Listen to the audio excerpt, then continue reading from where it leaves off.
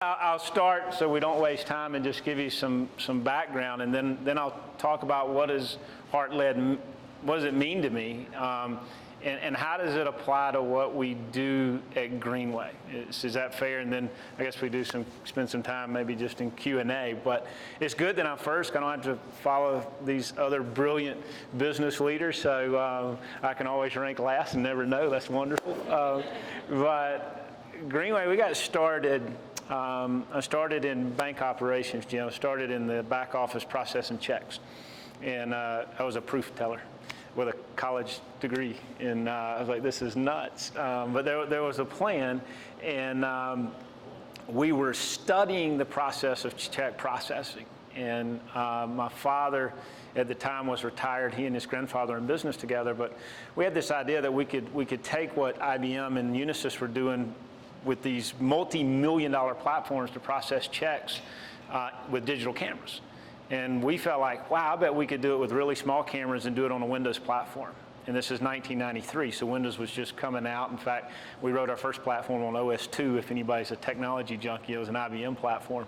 But we switched to Windows NT, and we proved that we could do this. And there was three of us. My father put some money into the company, and there was a brilliant chief architect that worked with me, and there was three of us, and we were building this platform. And despite all the decisions we made, that company wound up being very successful because we had no idea what we were doing running a mission-critical software company selling technology to banks all over the world. And we did. And so that company grew. We built sales. We built marketing. It probably had 100. That's not mine. This is what we'll do today. I'll just give you a bit background. It's not going to be an advertisement on Greenway. That's the only way I know how to frame this conversation as it relates to business. And then I'll kind of what does it mean to me, and I'll kind of talk about the culture and what we've attempted to do inside our organization. Then we'll Q&A. Anyway, the software company that we started first was in the financial services industry, and we sold this technology all over the world. In fact, we went to China. And anybody from China in here? Anyway, People's Republic Bank of China. My mother I grew up in Georgia, okay, in the South, and my mother was terrified and could not believe we were going to China. And she said, T, I cannot believe you're going to China to sell technology to the communists. I said, Mom, if I'm going to China, I better be selling to the communists, or I probably won't be coming home. But anyways, this little company, it did some pretty amazing things, and we had investors, and anyway, that led us to this healthcare company in 1996. We started this division of Greenway to develop technology for the healthcare industry.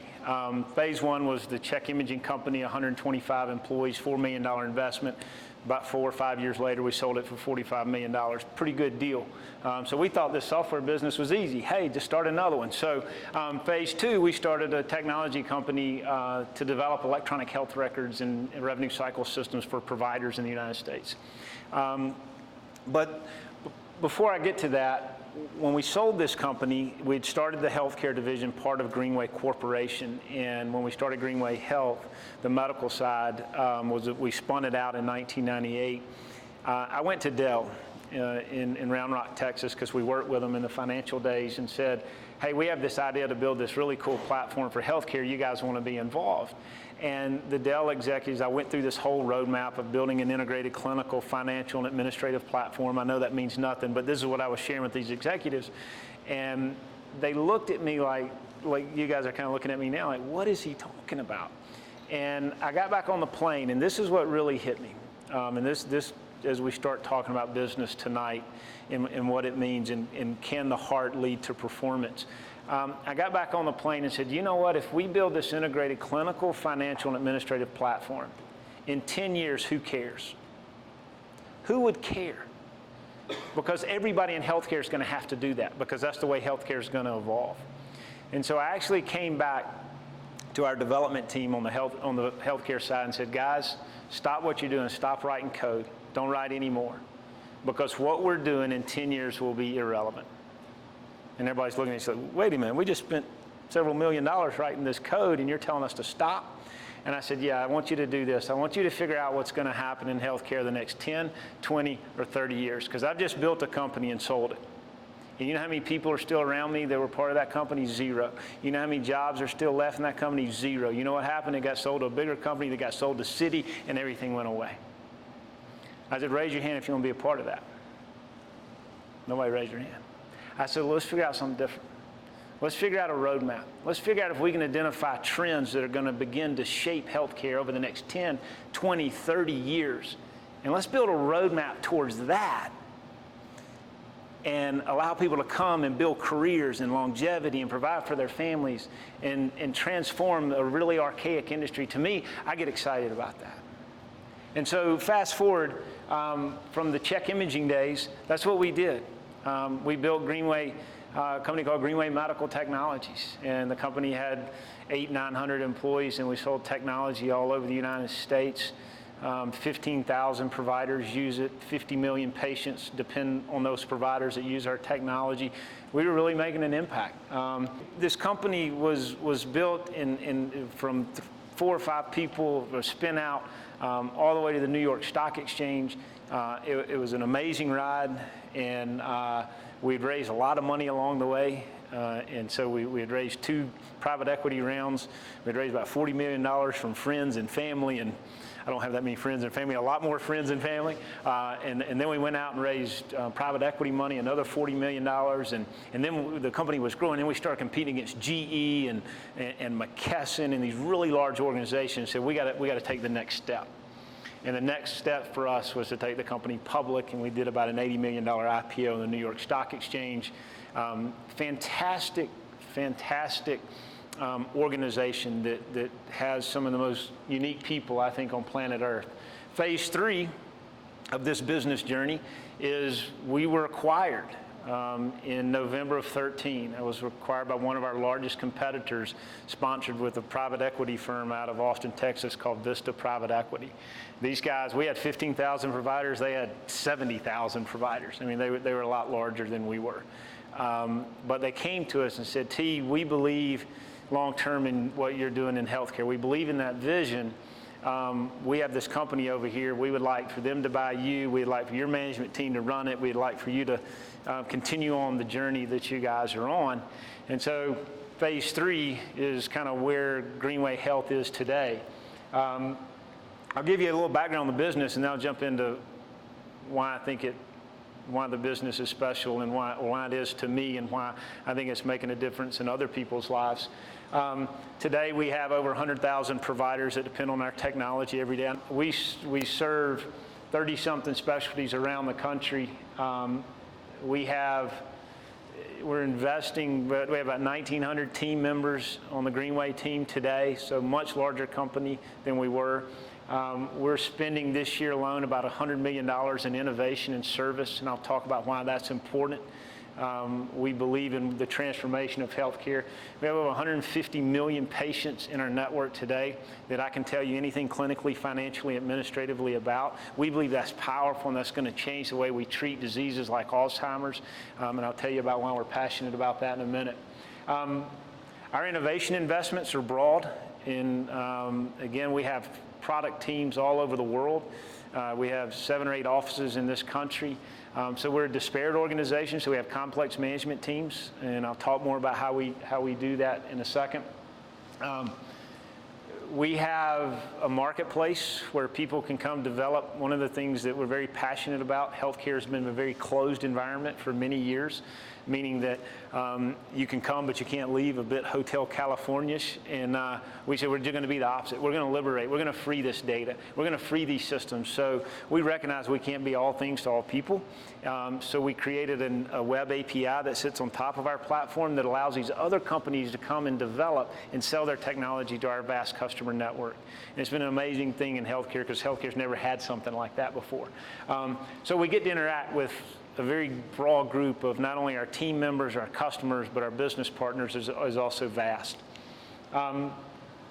So talk about, those are just the kind of the facts of kind of how I've been in business 20-something years, and this is all I know is software, really. So I might not be able to relate to some of your businesses, but I think some of this does apply across business. And our business model is built around really two things: service plus innovation equals growth. And I know you guys have met Ken Blanchard, a dear friend of mine, and I think right now almost 170 different managers, leaders inside our organization have been through situational leadership too. In fact, I'll talk about what our executive team MBOs, they have MBOs that their leaders have to go into these training programs. As we talk about investing in service, you got to put your money where your mouth is. You can't just talk about core values. Core values are, the result of, I believe, of what's typically in the leadership's heart. But service plus innovation equals growth. And so I thought what I'd do tonight is really define, just like what I do to a new executive that comes into our company, what does it mean to me? Not what does it mean to Greenway, not what it means to the company, and something we talk about in new employee orientation. I always tell our guys this. If you hear anybody at Greenway, and we'll talk about innovation as well, but if you hear anybody at Greenway talk about that's the way they do it, and this is for like new employees, find out before you leave that conversation where they is. Find out they's email address, they's phone number, and where they's office is, because I want to know. I've been here a long time and I hadn't found they yet. And so that word's almost not allowed in the culture. There is no they. So I thought I'd just explain what I'd treat like your executive coming into Greenway. I kind of give you the same spiel. Service is the main thing. I'll talk through each one of these. Innovation, it's our future. Leadership is who we are. Partnership is how we work. So let's look at each one. What do they mean? To me, again, service is the main thing. And service at the core is the hardest thing, I think, for us as humans to do, because I believe we're born selfish. So to say you're a servant leader, I always go, ha, you're attempting to be. But I don't think we ever accomplish that because we're selfish. We're selfish when we wake up. We're selfish when we go to bed. We're selfish at lunch. We're selfish. And that's just a fact. And that's something we have to be cognizant of and aware of. Can I check selfishness at the door or at the bedside when I get up in the morning? Regardless of what I feel like. And we know how hard that is to do. But for me, in business, in Greenway, and what we're doing, the first thing is that we see a need in healthcare to change radically what we're doing. The second thing, I feel a need. I feel a real burden. And that's the third, is the burden for this need. For me, it's around Alzheimer's. I've had grandmother and aunts pass away. Anybody Alzheimer's in their family close, it's horrific, right? Well, think about this. What we're learning with Alzheimer's today, if we had a genetic scan done tonight, many of us would have genetic similarities. And we might even have the same gene that's tied back to Alzheimer's. Well, why is it that, let's say Bill and his family and me and my family, when I'm 65 years old, I develop Alzheimer's and Bill doesn't? Well, what we're learning is a study of epigenetics, the study of the markers that sit on top of the genes that tell it to go from off to on. Well, what we're learning is that the environment that you're around impacts that gene more than anything else. So it's not like you were born with a bullet in the gun and it's Russian roulette your whole life. There are actually things that we're doing that trigger these things. Yet with Alzheimer's, we don't know what they are. And research tells us, official registry number says, T, if we had access to the data in your systems, we think within the next decade, we're this close within a vaccine. To me, that's a burden. Every day we get up, we have a burden for this need. And then we have this outrageous belief that we can do it. I don't know if we will or not, but we're maybe dumb enough to think that we actually can do it. And we're striving to do that. But service is the main thing. And again, I go back, service is the hardest thing. And so how do we teach it? What do we talk about internally? What are you going to do today? Who are you going to serve today? You're going to serve your coworker. You're going to serve your wife. You're going to serve your husband. You're going to serve your community. You're going to serve Greenway. You're going to serve our customer. Who are you going to serve? And get it. You're not going to get it every day. I got that. But if we can take people that didn't think about service in the morning, and when they walk in the door, all right, who am I going to serve today? I got a choice to make. I got a choice. I can not serve or I can serve.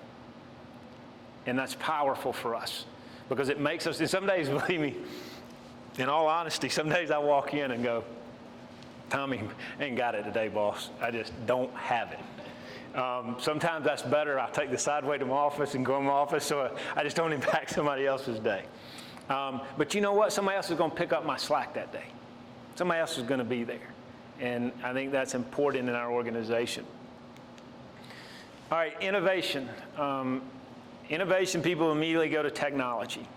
That's our business. That's what we love. We're in the software services business. Technology is not what I'm talking about. Innovation, I'm talking about, are you better tomorrow than you are today?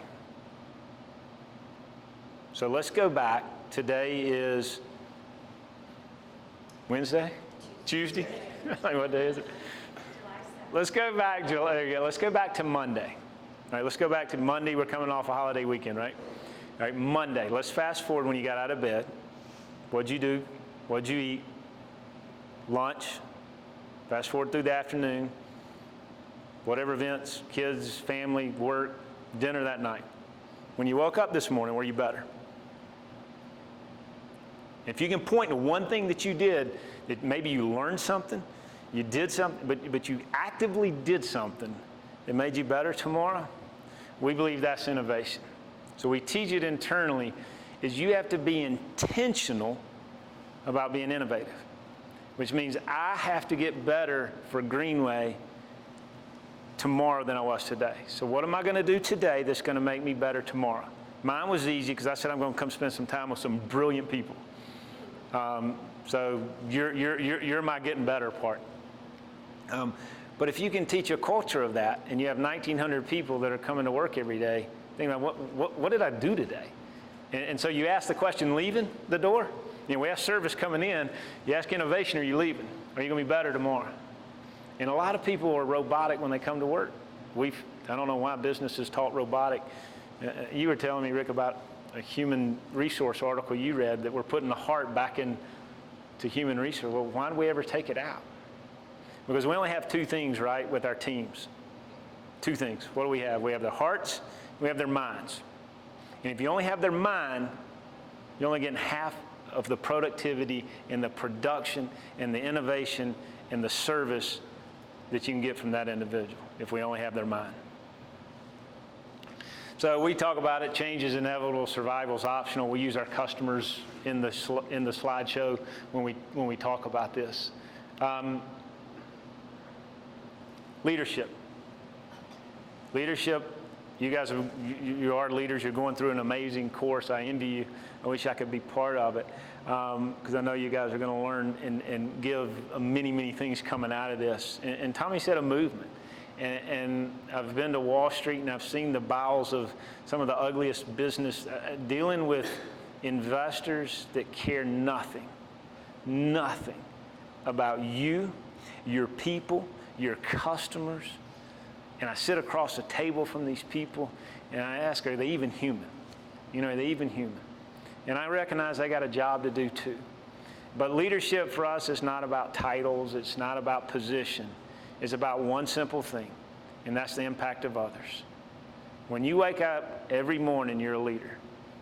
Everybody on earth is a leader in our definition at Greenway. Because if you interact with another human, you're a leader in our book. Because only three things can happen when we interact with other people. You're going to impact them positively, negatively, or indifferently. This is my son. At the time was 8, 9 years old. The New York Stock Exchange, if anybody's ever been in the boardroom of the New York Stock Exchange, I had our entire leadership team up there with spouses and children. And huge breakfast table inside the New York Stock Exchange boardroom. This thing's like 80 feet long. Every one of us are sitting out, every one of us are around that table. And so one of the photographers of New York Stock Exchange sent that to me weeks and weeks after we went public. I had no idea this took place. My wife wasn't watching him. I wasn't watching him. He went up to the podium in the boardroom, and the photographer just captured that. And I think it just, when I think about leadership, is how am I going to impact that? What do I do each day, positively, negatively, or indifferently, to impact that? And then we teach internally at Greenway that we've got 1,900 team members. If 1,900 people interact with people positively on a daily basis, what are the chances of our success going up?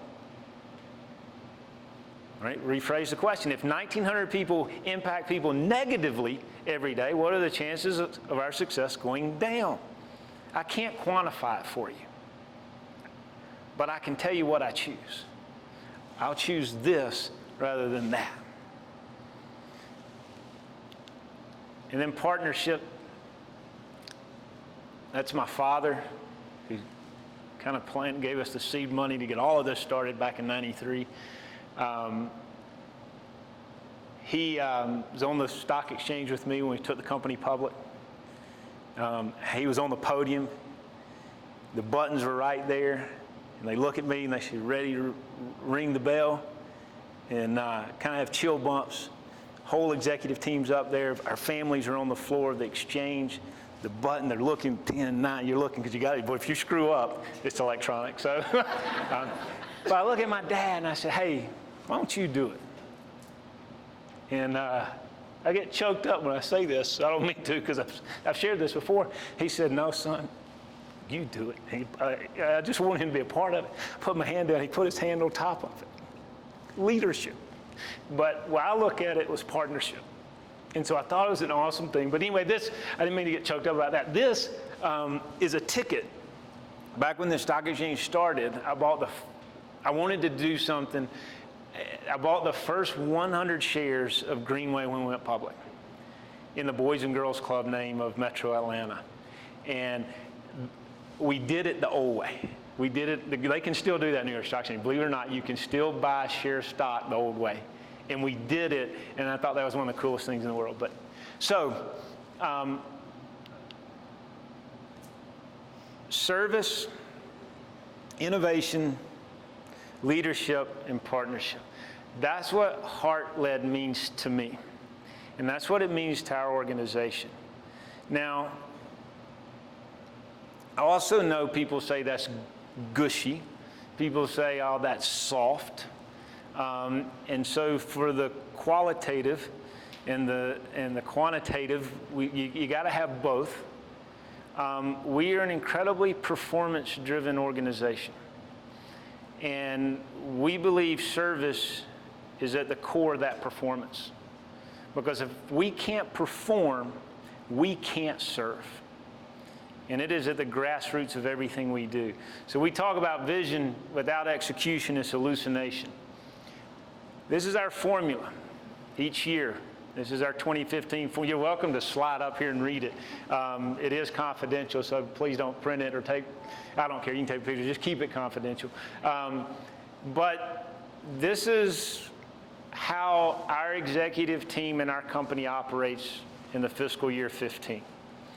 And it's taken those 4 core values and it's putting them in our MBO plan, which means we've performanceized them. We've put real money behind them. The rally cry, call to serve. A lot of people say serve, serve, serve, but you got to act. You have to choose to act. If you go anywhere on any campus in our organization, you will see this in an office, in a cubicle, somewhere. There's no way you can escape not seeing it. We quantify it by saying, what do we want to happen this year? Well, we just did a merger. Anybody ever been through a merger? How many of you want to go through another one? I don't either. So we had to establish what we wanted in this new company. First thing we said is we want to be one of the best places to work on planet Earth. Second thing we said we do, we want to make sure our customers are satisfied and we retain them, that they're with us long term and they sign long-term contracts with us. The third is we will have profitable growth. Key results. Okay? You break that down. What priorities are going to drive that result? Well, under best places to work, we have two. We have employee development, and we have winning culture. Under employee development, we provide opportunities for employee development. We develop strong leaders of people. I've got specific MBOs for every executive that reports to me, that they have a number of people on their team that have to complete situational leadership too, that they have to get through the class in this year. That's one example. I'm not going to read all these to you. Product delivery, so when we get to customer satisfaction, retention, product delivery excellence, service delivery excellence, and retention. When I get to profitable growth, it's consistent financial performance and business expansion. We expect to grow. We've already invested in another company since we've done the merger. And we're going to buy more. We're going to invest in more. But this, behind this, is probably a 200-line spreadsheet. And every executive has theirs. But it rolls up to a level like this that we can publish across the company. Every one of these has a minimum goal and has a stretch goal for our executive team and our managers, which is, would you take executive leadership team and managers, probably 200 people that are in our MBO program. So are we driving our core values into the company with performance? The answer is absolutely. Are we perfect? No way. And I'll share that with you. We believe in this. In God we trust, all else bring data. And you're welcome to come up here and look at this if you want to. But every functional executive, a product management leader, every Monday morning, he has a KPI dashboard that comes to my desk. From 9 to 11, our executive team meets and we review this every Monday morning, 9 to 11. You can see a lot of red up there. That means we're not doing good. Like I said, we're not perfect. But everything's quantified. And it is done with the framework of service, innovation, leadership, and partnership. In fact, one of the things we're doing now is really cool, and I didn't put this in here, and we were not really sharing it with people, but as we've brought these organizations together, culturally, we were very different. And one company was really big and had a lot of processes and a lot of turnover, and wasn't a lot of service going on to each other. It was, this is my world. And so one of the things when we started implementing these key performance measures, it was really awkward for the first time when the executive team did it with the CEO together, all of them. Historically, I learned those were done individually. You can imagine the first couple of months of this. It was very awkward and very painful, but we framed it under something we call SEAL. And it's SIL, Service, Innovation, Leadership. And it's kind of corny, I know, but the concept for us became, is it SEAL? Is that SEAL performance? Is that a SEAL idea? Is that a SEAL attitude you got today? Because you look like you got a chip on your shoulder. Is it SEAL? Service, innovation, leadership. But you're going through new executive training Greenway.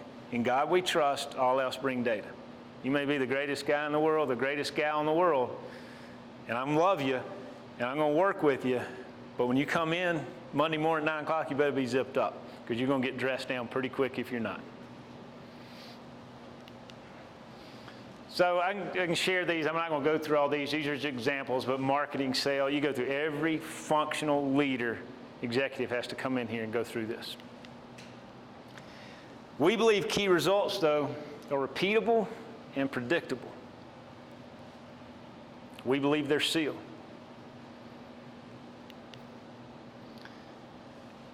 People matter. People matter. So I'll talk about this a second. This is our HR funnel last quarter. We have one of the most stringent hiring processes on planet Earth. We test every single person that applies for a job in our organization. Last quarter, we had 9,200 people. We invited 4,400 to test. 3,800 tested. We only hire A's and B's. 252 got an A, 520 got a B. 3%, 6%. There's a difference between family and team. And this is something I've really struggled and had to learn over the years. We're a team at Greenway. We talk about being a family, we talk about serving each other, but at the end of the day, we know we're a team. And I think that's more important for business because families sometimes allow bad behavior. You know, I've got a crazy aunt that shows up drunk for Christmas and we just deal with her. That's family. I got one of those too. You know, that's family. Teams are different. And I can't serve if I'm not performing. I can't innovate if I'm not performing. I sure can't lead if I'm not performing. But if I am, if I'm sealed, then I think we can do amazing things together as new executives to Greenway. Now, I'll tell you, it's not for everybody. We'll hire people and make mistakes, and I tell you, in 90 days, deer in headlights, when I look at them and they're in meetings and this stuff's running by, and you know, they'll sit down with me and I'll break every HR rule probably there is when I ask, how's their family? How's their life? What's going on at home? What motivates you? And at the end of the day, though, we tell our exec team, family first. Because if that's not zipped up, you're not going to be zipped up. So don't bring that here. Zip it up. If you need help, take some time. If you need prayer, we'll pray. Whatever it is you need to do, you get that done because when you're here, you're on a team. And we got to run 4 2-9s and 4 3s because we're up against some stiff competition. What kind of testing are you doing? When you say you're testing people, is that a personal test? It's a personality, cognitive, it's a series. A lot of math, a lot of science, but then personality tests. A lot of those stupid looking shapes, like what do they do? Yeah. A lot of it's aptitude. I mean, these are core aptitude tests. Ours a little different than we've modified them to our world, but yeah. So CCAT testing, they all came out of that Canadian aptitude test theory. But yeah, I mean, it's something that we believe firmly in because I love my crazy aunt, but I don't want her on my team. I don't want her on my team. Well, we can't really see what those categories are. Well, you're welcome to, you can come up here and look at it. Y'all are welcome to. I know this, Rick said we were going to have these huge screens and y'all are going to. Those are. From the 19 inches. I don't know if anybody knows Patrick and Tony or studied the table group. Part of what we did is we merged these companies. We implemented the Advantage. And there's so many companies out there, guys, that have the smart card. There's so many of them. You know, they got good strategy, good technology, decent financials probably are process machines. But when you can take the smart card and add the health card to it, you've got a multiplier effect that no other organization is going to have. For us, that's the key. We're looking for the multiplier effect. We know we have smart people running around the halls of Greenway. That's not the question. We know we got the brains. What we're after, do we have the hearts? Do we have the hearts? And when you do that, one, I think business is fun. I think relationships are awesome. I've got some of my, we joke, people say, well, how many hours do you work? I don't know. It seems like everywhere you go, there's somebody with, we go on vacation with our teams. We hang out with our teams.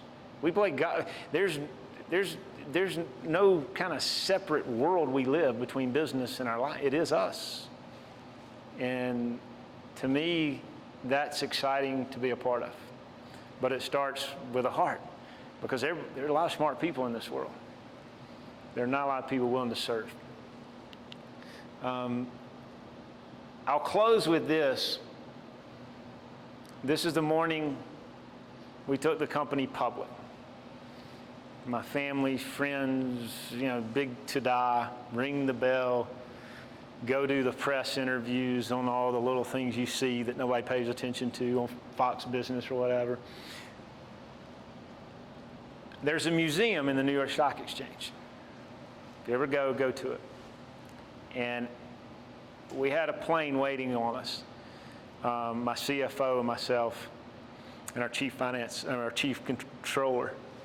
And I had to do all the press interviews. So our entire senior management team is headed to the Dominican Republic for a sales incentive trip that we do for our sales quota guys.